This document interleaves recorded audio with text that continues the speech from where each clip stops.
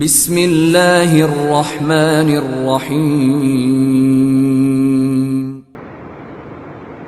بعض لوگوں کا نظریہ اس میں یہ بھی ہے کہ آدم سے یہ غلطی ہوئی اور خطا ہوئی، نہیں، ملت تشیع اور مکتب تشیع اس بات کو رد کرتا ہے کہ آدم سے کوئی گناہ ہوا ہو، ایسا ہرگز نہیں ہے۔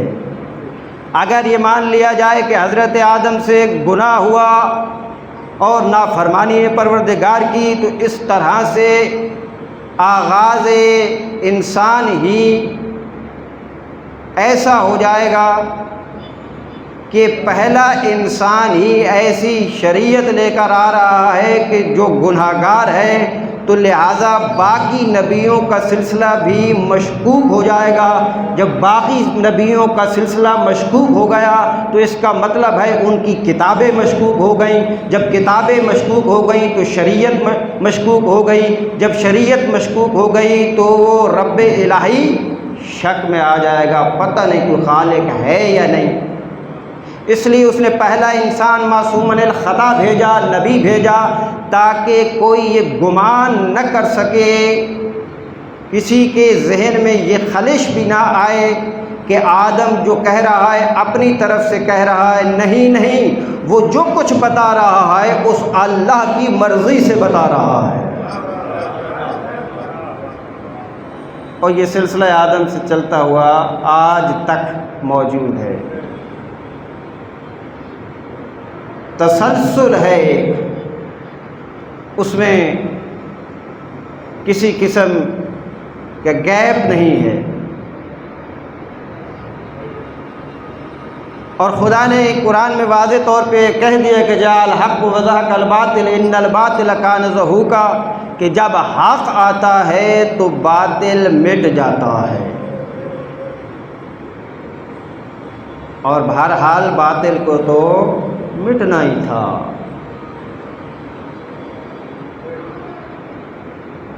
اب سوال پیدا ہوتا ہے کہ ان کی دلیل یہ ہے کہ وہ جو منع کیا تھا پروردگار عالم نے کہ اس کے نزدیک نہیں جانا، پھر یہ چلے گئے اور پھر نکالے گئے، تو یہاں شرعی نقطہ نگاہ سے ایک لفظ کہا جاتا ہے آدم سے گناہ نہیں ہوا، آدم سے ترک اولا ہوا ہے، ترک اولا۔ اب یہ ترک اولا کیا ہے؟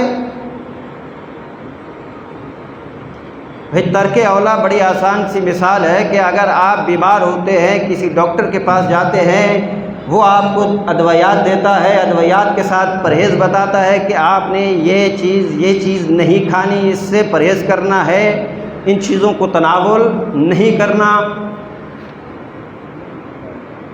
اور ٹھنڈا پانی بالفرض نقصان دہ ہے تو وہ نہیں پینا، دواؤں کے ساتھ وہ احتیاط بتاتا ہے۔ اب آپ گھر آئے، آپ نے دوائیں تو لیں لیکن پرہیز نہیں کیا۔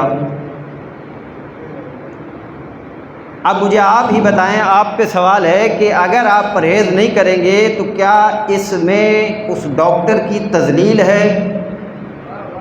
توجہ رکھیے گا، توجہ رکھیے گا۔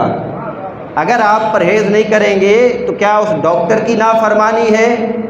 کیا اس کی تضلیل ہے؟ کیا اس کی توہین ہے؟ نہیں نہیں، نہ ہی اس ڈاکٹر کی آپ نے نافرمانی کی ہے اور نہ ہی اس کی توہین و تضلیل کی ہے، بلکہ نقصان آپ کا اپنا ہوا ہے، بیماری میں مزید اضافہ ہوا ہے، اور پرہیز نہ کرنے کی وجہ سے علاج طوالت بھی پکڑ سکتا ہے، لمبا بھی ہو سکتا ہے۔ لہٰذا حضرت آدم نے یہ نہ مان کر اللہ کی توہین نہیں کی، اللہ کی تضلیل نہیں کی، اللہ کی نافرمانی نہیں کی، بلکہ تھوڑا سا نقصان اپنا کر لیا ہے، وہاں سے یہاں آ گئے۔ یہ ترک اولا۔ لہذا وہ کسی گناہ میں مبتلا نہیں ہوئے۔ لہذا مکتب تشیع کا یہ عقیدہ ہے کہ تمام انبیاء گناہوں سے پاک ہیں، معصوم عن الخطا ہیں، اور ختم نبوت کے بعد علی سے لے کے مہدی تک سارے معصوم عن الخطا ہیں، گناہوں سے پاک ہیں، وہ علم لدنی کے مالک ہیں، علم الہامی رکھتے ہیں۔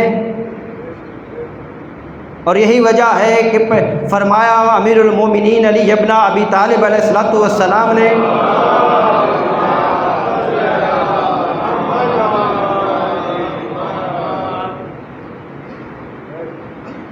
کہ ایک باب اگر پیغمبر ہمیں عنایت فرماتے تھے علم کا، اس سے میں 1000 باب علم کا نکالتا تھا، اور پیغمبر نے مجھے علم اس انداز میں عنایت فرمایا، اس انداز میں دیا جیسے کوئی پرندہ اپنے بچے کو چونچ میں رکھ کے دانہ دیتا ہے۔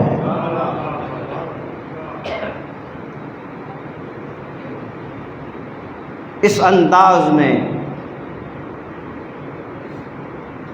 اور کہا جاتا ہے، روایتوں میں موجود ہے کہ جب ولادت علی ہوئی اور 3 دن کے بعد پیغمبر کے ہاتھوں پہ آ کے علی نے آنکھیں کھولی، اور آنکھیں کھولنے کے بعد پیغمبر اکرم نے اپنی زبان مبارک چسائی، اور چسانا اب مجھے نہیں معلوم کہ وہ پیغمبر اکرم زبان بھائی ہونے کے اعتبار سے چسا رہے تھے یا اپنا نبوت کا علم ٹرانسفر کر رہے تھے،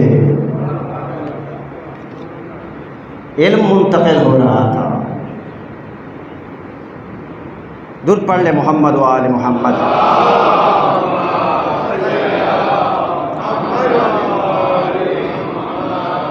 اس لیے میرے دوستو، جتنے انبیاء آئے وہ ہماری ہدایت کے لیے، یعنی انسانوں کی ہدایت کے لیے آئے۔